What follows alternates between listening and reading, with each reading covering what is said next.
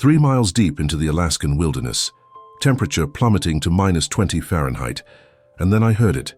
Not a howl, not a growl, something that made every hair on my body stand up, a wounded animal crying for help in a way that sounded almost human. That sound still wakes me at 3 in the morning, heart pounding, sheets soaked with cold sweat. I followed the sound through snow-heavy pines, each breath turning into ice crystals that burned my lungs like broken glass. When I reached the ravine, everything inside me went still. A massive grey wolf lay twisted at the bottom, her hind leg bent at an angle that made my stomach lurch. But that wasn't what stopped my heart. 3 tiny pups, maybe 2 weeks old, eyes barely open, were shivering against their mother's blood-stained fur. The trembling was so violent I could see it from 15 feet above them. The mother wolf lifted her head. Our eyes met. No snarl, no teeth bared, just raw, desperate pain mixed with something I never expected to see in a wild predator's eyes. The knowledge that she was dying and her babies would die with her. My survival instinct screamed at me to back away. Wolves are apex predators. They kill elk twice their size. Mothers protecting their young are the most dangerous animals on Earth. Every rational thought in my head told me to leave, to report this when I got home, to let the wilderness handle its own brutal mathematics. Then the smallest pup made a sound so fragile it shattered every wall of self-preservation I'd built over 7 years of isolation. The mother wolf's breathing changed, a shallow exhale that looked like surrender. In that moment, standing at the edge of that ravine with daylight fading and temperature dropping, I knew I was about to do something dangerous and possibly illegal. I was going to try to save them. And what I didn't know was that this choice would bring them back to me in a way that would challenge everything I thought I understood about wild animals and the invisible threads that connect us all. My name is Thomas Mercer, 7 years living alone in the Alaskan backcountry. Not because I hated people, though city life had worn me thin, but because after 23 years as a trauma surgeon in Seattle, I'd seen enough death to fill several lifetimes. Too much blood on sterile floors, too many families destroyed in waiting rooms, too many impossible decisions about who gets the last surgical suite when 3 people are dying and you can only save 1. I built my cabin with my own hands on the edge of Denali National Park, in a spot so remote, my nearest neighbor was a 14-mile hike through terrain that could kill you if you weren't careful. I chopped my own wood, hunted my own food, fixed my own problems. The only company I kept were ravens that stole from my trash and the occasional moose that wandered past my porch at dawn. I'd gotten comfortable with isolation, good at not getting involved, good at watching the world spin without me. Winter was my favorite season because it guaranteed complete solitude.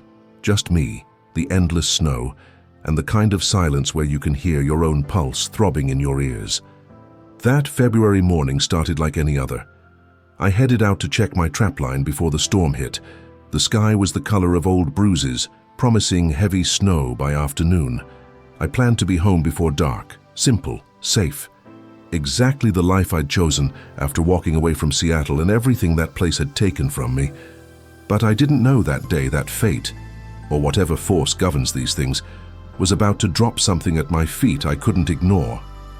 That a dying wolf and 3 helpless pups would drag me back into the world of caring, whether things lived or died. And I definitely didn't know that months later, I'd find gifts on my porch that would make me question everything I thought I knew about wild animals and memory and gratitude. The clock had already started counting down, and I was walking straight toward a choice that would change everything. Getting down that ravine was harder than any surgery I'd performed in 23 years of trauma medicine. The slope dropped at maybe a 60-degree angle, covered in loose shale, hidden under 6 inches of fresh powder that could send me sliding into the rocks below. One wrong step and I'd be the one with the compound fracture, stranded in sub-zero temperatures with no help for miles and darkness coming fast. But those pups didn't have time for me to be careful. Every minute I hesitated was a minute closer to hypothermia taking them.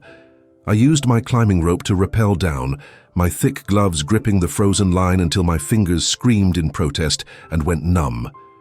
The mother wolf watched every move I made. Her ears were pinned flat against her skull, lips trembling, not from aggression, from shock and hypothermia setting in deep. When my boots finally hit the bottom of the ravine, I was maybe 6 feet away from her, close enough to smell the iron tang of blood mixed with pine resin. And something else, the sharp scent of adrenaline and fear. This was the moment everything could go catastrophically wrong. Those jaws could crush my windpipe in less than 2 seconds.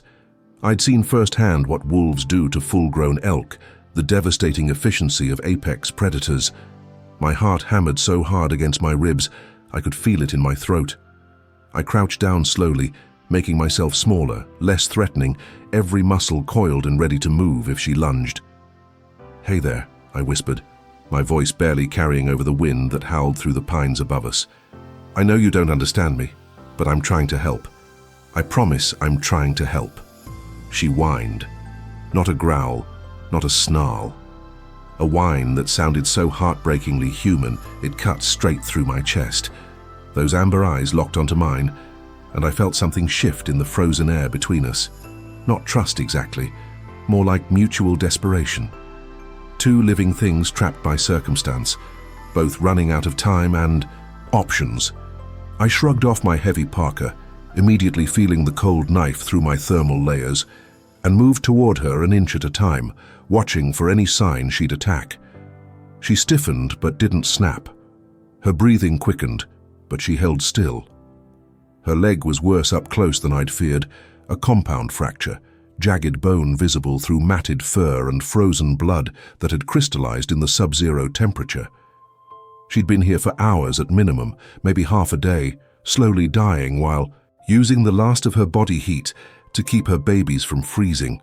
I wrapped the parka around the 3 pups as gently as I could, bundling them against my chest, where my body heat could reach them. They were impossibly small, impossibly fragile, their tiny bodies barely bigger than my fists. The mother's breathing quickened sharply. For a terrifying second I thought she'd attack, maternal instinct finally overriding everything. Her lips pulled back slightly. A low rumble started in her chest. But she didn't move. She watched as I secured her children against my body, her eyes tracking every movement. 2 species that should be mortal enemies, connected by pure desperation and the universal language of a parent trying to save their young. Then came the part I'd been dreading since I looked down into this ravine. I couldn't carry her. She had to weigh over 100 pounds, dead weight with a shattered leg. But I couldn't leave her either. Not like this. Not dying slowly while her pups lived.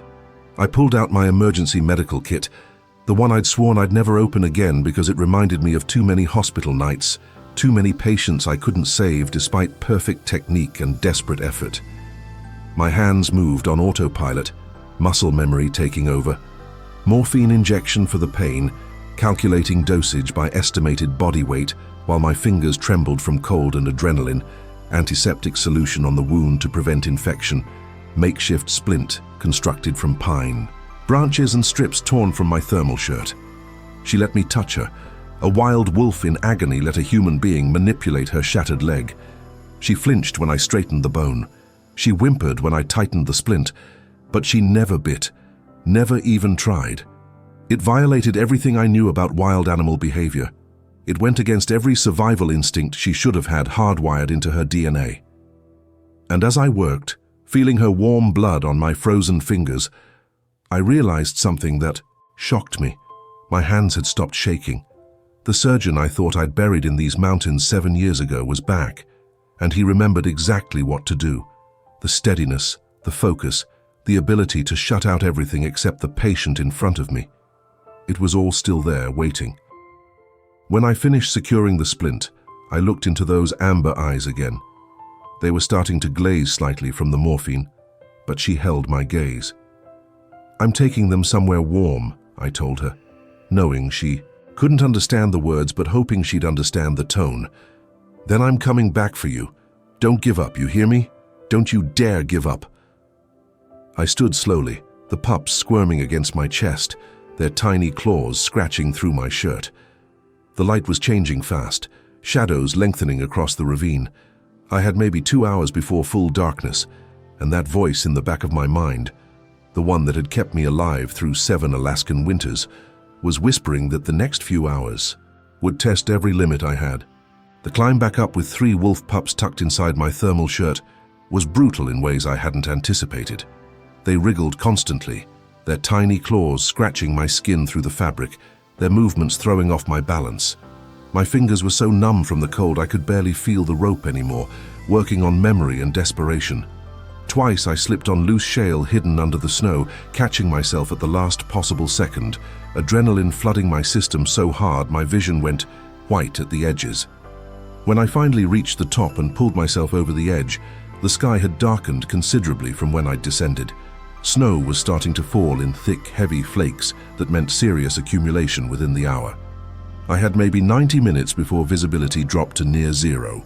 90 minutes to get these pups to shelter, somehow stabilize them, then make it back here for a 100-pound wolf with a broken leg.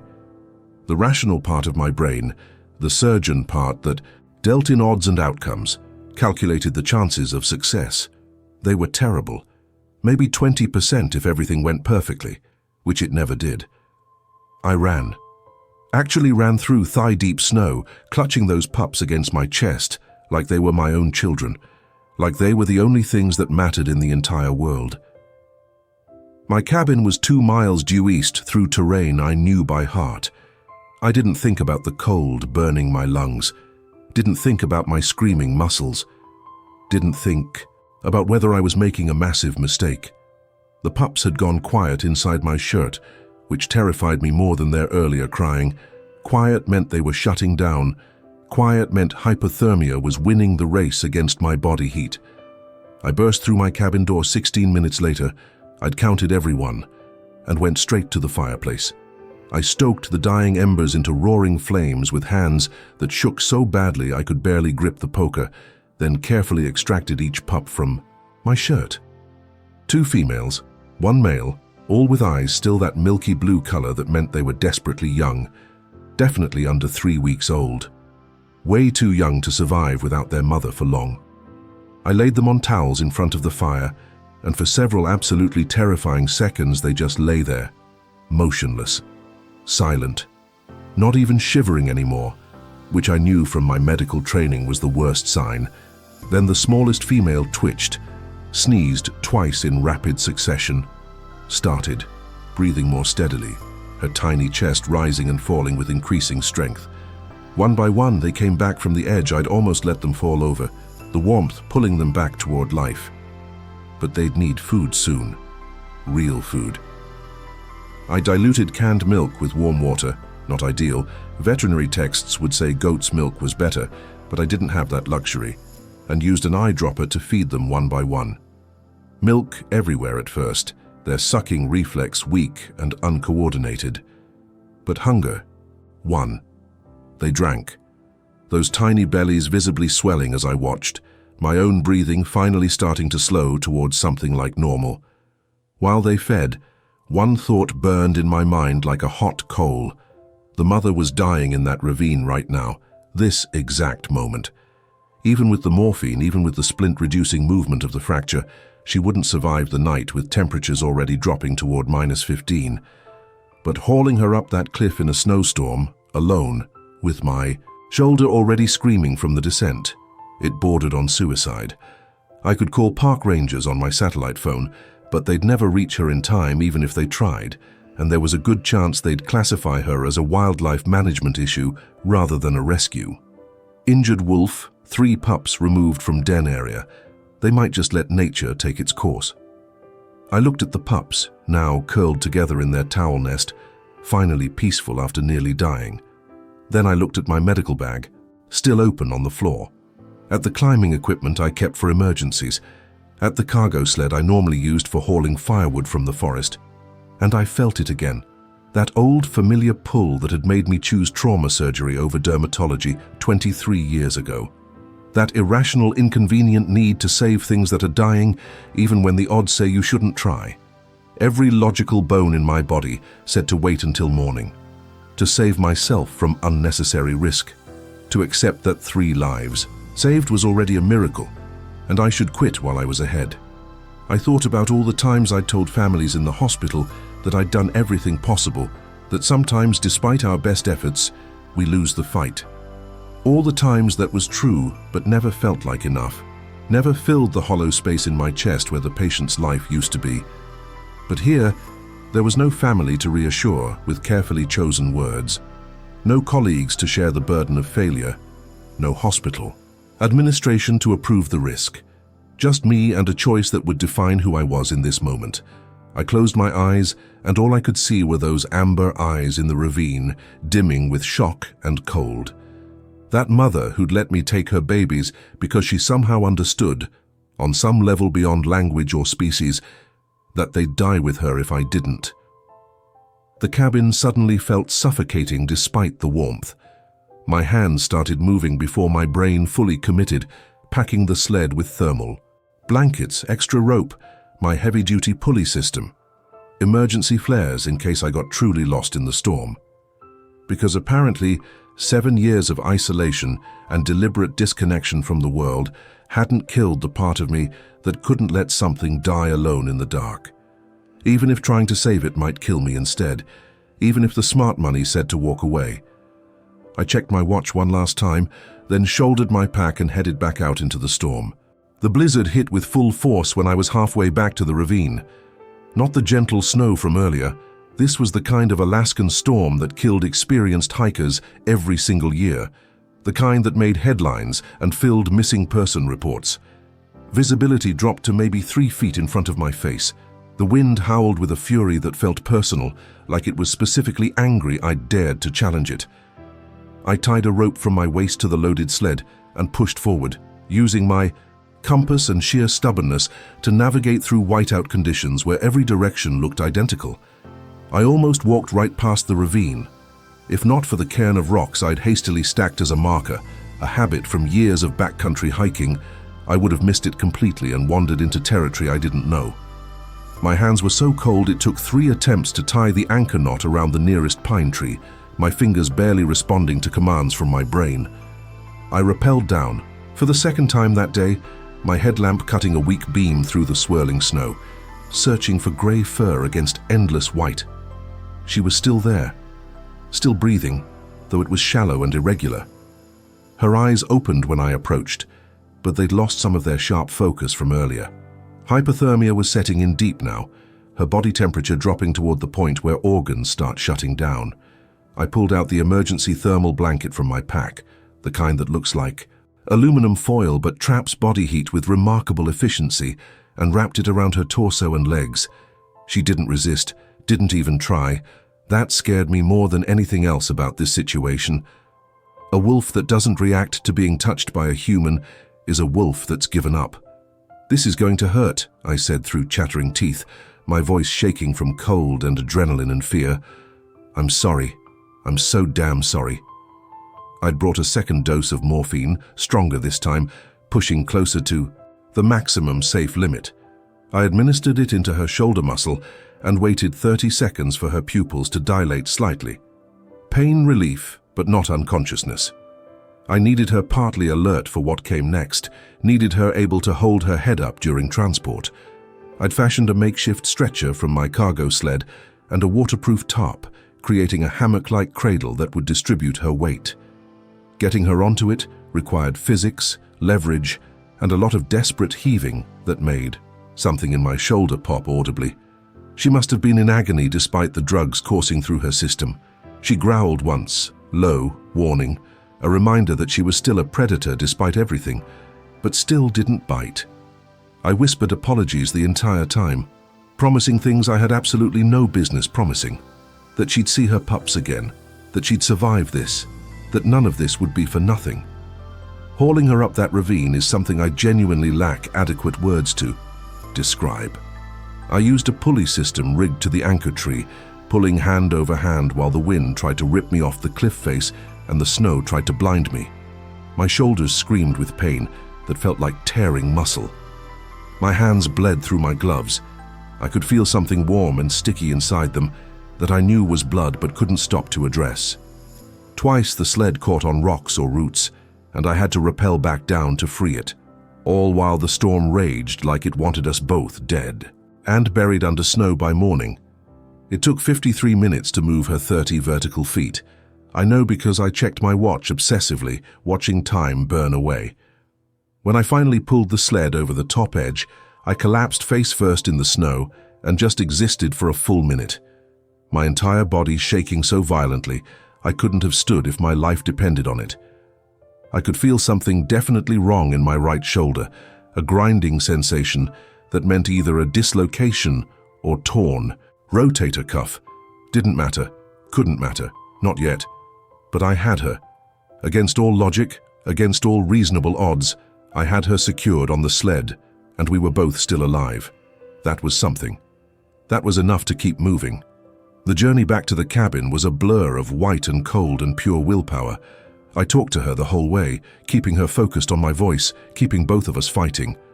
Your babies are waiting. They drank milk. They're warm and safe. Keep going. Just keep going. The wolf watched me from under the thermal blanket, with eyes that seemed to understand more than they should, her breathing shallow but steady enough.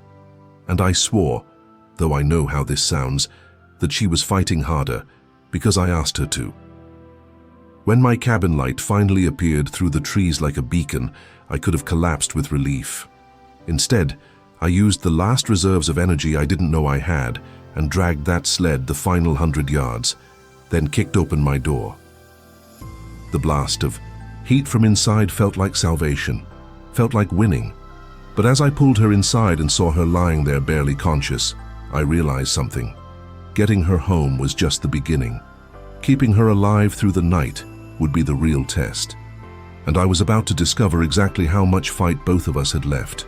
I'd converted my living room into an improvised wildlife hospital. The mother wolf lay on every blanket and sleeping bag I owned, positioned close enough to the fireplace for warmth, but not so close she'd overheat. The pups were in their nest nearby, and the moment they caught her scent, even faint through exhaustion and medication, they went absolutely berserk with excited squeaking that sounded almost bird-like. The mother's ears perked up, her head lifted maybe an inch off the blankets. I carefully moved the pups closer to her, watching her reaction, ready to pull them back if she showed any sign of aggression or panic. She sniffed each one frantically, her nose working overtime, her tail giving the faintest wag despite her injuries and obvious pain. Then she looked up at me and made a soft chuffing sound deep in her chest. Not aggressive, not threatening. Something else entirely. Something I didn't have a word for, but understood in my bones. The pups immediately tried to nurse, crawling over each other with that clumsy desperation of very young animals to reach her belly. She was dehydrated and in shock, probably not producing much milk, if any, but she let them try. She licked each one methodically, that ancient grooming instinct overriding everything else. The expression on her face, and yes, wolves have expressions if you know how to read them, was unmistakable contentment mixed with relief. That universal bond between mother and child, stronger than fear, stronger than pain, stronger than the natural barrier between human and predator. That night became a battle I wasn't sure we'd win. Around midnight, her fever spiked dangerously. I checked with a veterinary thermometer, 104.7 Fahrenheit. Infection racing through her system faster than I'd feared, her body fighting the bacteria from the compound fracture and losing ground. I had veterinary antibiotics in my emergency supplies, cephalexin, broad spectrum, effective against most bacterial infections, but wolves aren't dogs. The dosage had to be precise, too little and the infection would win. Too much and I could stop her heart or shut down her kidneys. My hands trembled as I did the calculations, triple-checking the math. 22 milligrams per kilogram of body weight. I estimated her at 48 kilograms, maybe 50. That meant roughly 1,000 milligrams. I drew the medication into the syringe, then stopped, recalculated. What if she was lighter than I? Estimated. What if the morphine and stress had compromised her liver function? 23 years as a trauma surgeon, and I'd never been this terrified of making a medication error. She looked at me with those amber eyes, now slightly glazed with fever. Still trusting, even when she had absolutely no reason to trust anything, least of all a human.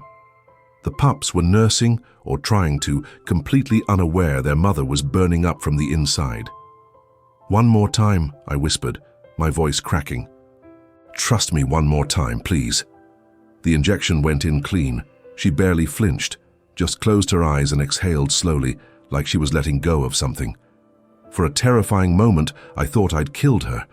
Then her chest rose again, fell, rose. She was still fighting. I stayed awake all night, feeding the pups every 2 hours when their mother was too weak to nurse them herself, checking her breathing rate, changing cold compresses on her burning forehead and neck.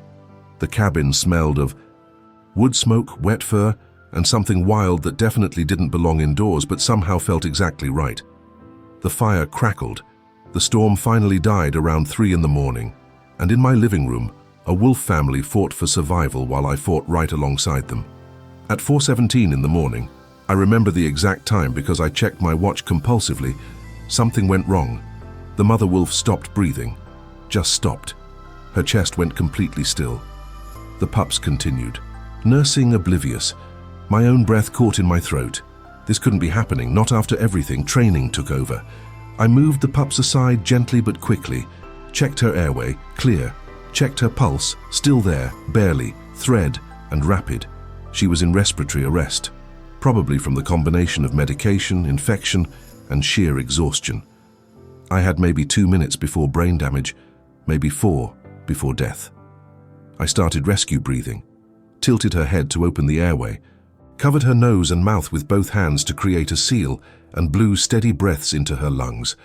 1 breath, 2 breaths, 3. Her chest rose and fell with my air, but she wasn't breathing on her own. My hands were shaking so badly I could barely maintain the seal.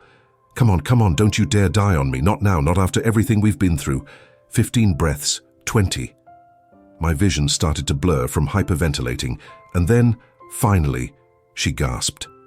A rough, choking inhale that was the most beautiful sound I'd ever heard. Another breath. Another.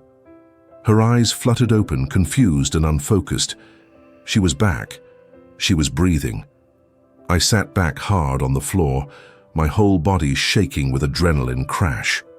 I put my head in my hands and had to breathe deeply to avoid passing out myself. That was too close, way too close. For the next hour, I sat beside her, monitoring every breath, terrified it would be her last. At 6:32 in the morning, her fever finally broke. Not gone, still elevated at 100.9, but broken. The crisis had passed. She drank water from the bowl I offered, just a little, then rested her head with a sigh that sounded almost human. Relief flooded through me so intensely my legs wouldn't work. I just sat there on the floor next to her, exhausted beyond anything I'd experienced, while dawn light started filtering through the windows. The next 3 weeks became a routine of care, feeding the pups, changing bandages, administering antibiotics twice daily, monitoring for signs of infection returning. The surgeon in me, the part I thought I'd left behind in Seattle, came back fully, and slowly, impossibly, she healed. Her eyes grew clearer, her appetite returned, the wound started closing. By day 5, she lifted her head without trembling. By day 10, she groomed her pups with something approaching normal energy. By day 18, she tried to stand on her injured leg and failed. The frustration in her eyes was heartbreaking. She understood she was broken and she hated it. By day 23, she could walk with a limp. And by day 26, she stared at the door with an intensity that told me everything I needed to know. She grew restless at dusk, pacing as much as her healing leg allowed. Her ears tracked every sound from outside, birds, wind, the distant howl of other wolves. It was time. But letting go would be harder than any part of saving her had been. 4 weeks after I'd found her dying in that ravine, the mother wolf stood on all 4 legs in my living room. The injured one was still weaker, still required her to favor it slightly, but the infection was completely gone. She'd gained back all the weight she'd lost and then some. Her coat had regained its thick, healthy luster, and her eyes had transformed from desperate to determined. She was ready to go home. I wasn't ready to let her. The pups had grown substantially, now tumbling around. The cabin, like drunk toddlers, chewing everything within reach and play fighting with increasingly serious intensity. They'd started showing their personalities, the bold female who challenged everything, the cautious male who observed before acting, the troublemaker female who somehow got into places she shouldn't fit. Their tiny growls and exaggerated pounces reminded me constantly what they'd become. Apex predators, wild animals that belonged out there, not in here with me. I'd been researching wolf rehabilitation obsessively, reading everything I could find on my laptop during the long nights. The consensus from wildlife biologists was clear and non-negotiable. If I wanted them to survive in the wild, I needed to return them to their natural environment soon. Every additional day I kept them was a day they learned to associate humans with safety and food. Every day they stayed was a day their wild instincts got buried under domestication. They couldn't afford that. Neither could I, because I'd gotten attached, dangerously, stupidly attached. I knew each pup's favorite sleeping spot. I knew the mother would eat from my hand now, would let me sit beside her, would greet me with that soft chuff every morning when I came downstairs. The pups jumped on my legs when I entered the room, excited to see me like I was part of their pack. They knew me, trusted me, and that was exactly the problem. They needed to see humans as danger, not family. On the first genuinely mild day in early March, temperature finally above freezing, snow starting to melt in patches, I made my decision. I packed a large transport crate with the pups, who were now big enough to cause serious chaos when they wanted to. I fashioned a comfortable harness for the mother that wouldn't stress her healing leg, but would keep her secure during transport. My plan was to release them about 5 miles north, in a territory where I knew deer populations thrived, where a stream ran year-round, where human contact was minimal, where they'd have the best possible chance. The hike there took almost 3 hours. The pups had never been outside except for the day they were born in that ravine. They experienced snow, trees, open sky, the overwhelming vastness of wilderness for the first time through the crate's ventilation holes. Their excited yips and whines broke something in my chest. I was giving them back to where they belonged. So why did it feel like I was losing something irreplaceable? When we reached the release site, a beautiful clearing surrounded by thick spruce with good sight lines and multiple escape routes, I opened the crate. The pups tumbled out immediately, entranced by this vast new world that smelled right in ways my cabin never could. They pounced on pine cones, tasted snow, explored every smell and sound with the fearless curiosity of young animals who didn't yet know danger existed. The mother wolf limped out slowly, testing her injured leg on natural terrain for the first time in a month. She stood very still for a long moment, just breathing. Then she lifted her head and sniffed the air with her nose working overtime, scanned the tree line with eyes that saw things mine couldn't, and I watched her transform from patient back to predator. Her posture changed, more alert, more coiled. Her ears swiveled independently, catching sounds I couldn't hear. She was remembering what she was, what she'd always been underneath the temporary safety of my cabin. And, for the first time since I'd found her, I saw something new in her eyes.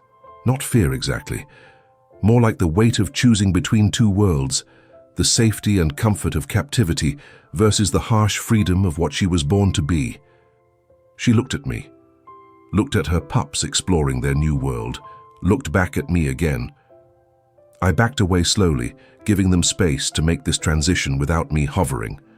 The mother gathered her pups with gentle nips and low vocalizations I couldn't interpret, herding them toward the forest edge where shadows waited. This was it, the moment they returned to the wild and I returned to my solitary life. The moment I'd been both dreading and knowing was inevitable. But before disappearing into the trees, she stopped, turned fully around to face me one last time across that snowy clearing that separated us. Her pups kept walking, oblivious, but she stood absolutely still. Our eyes locked. 3 heartbeats. 4. 5. The moment stretched in that strange way time does when something important is happening, when something unspoken is being communicated across the barrier of species. I don't know what passed between us. I don't have words for it. It wasn't submission. It wasn't gratitude in any human sense. It was acknowledgement, recognition, a moment of shared understanding between two beings who'd fought together for survival and won. Then she turned and was gone, flowing into the shadows like she'd never been there, her pups bounding after her. With increasing confidence, all of them swallowed by the wilderness that had always been their true home. I stood in that clearing for maybe 30 minutes after, staring at where they'd disappeared, feeling the weight of 4 weeks lifting from my shoulders while simultaneously settling deeper into my chest. I'd saved them. Against terrible odds, against my own doubts, I'd saved them. And somehow, by saving them, I'd started to save the part of myself I thought had died somewhere on a hospital floor in Seattle. The part that cared whether things lived or died. The part that would risk everything for a chance to tip the scales against death. Here's what I want to know from you. Do you think wild animals remember the people who helped them? Not in a sentimental way, but really remember? Drop your answer in the comments. I read every single one, and I'm genuinely curious what you think. And if you haven't subscribed yet, now's the time. Hit that button, because the next story I'm sharing will challenge everything you think you know about survival. Don't miss it. That was 9 months ago. I went back to my routine, chopping wood, checking traps, reading by the fire in the evenings. But something fundamental had shifted inside me. The isolation I'd craved for 7 years didn't feel the same anymore. The silence felt empty instead of peaceful. I'd remembered what it felt like to fight for something beyond myself, to care whether something lived or died, and that memory wouldn't fade no matter how hard I tried to bury it again. Then, 3 weeks ago, I found a deer haunch on my porch, fresh kill placed carefully near my door with no drag marks leading to it. Just there. Like someone had carried it deliberately and set it down as a gift. I checked for prints in the snow and found them immediately. Wolf tracks. Large adult prints and 3 sets of smaller ones, still growing but already substantial. They weren't passing through. They'd come here specifically. The next morning there was more. A rabbit, cleanly killed, placed on the same spot. Then, pine branches arranged in a way that seemed almost intentional, almost like an offering.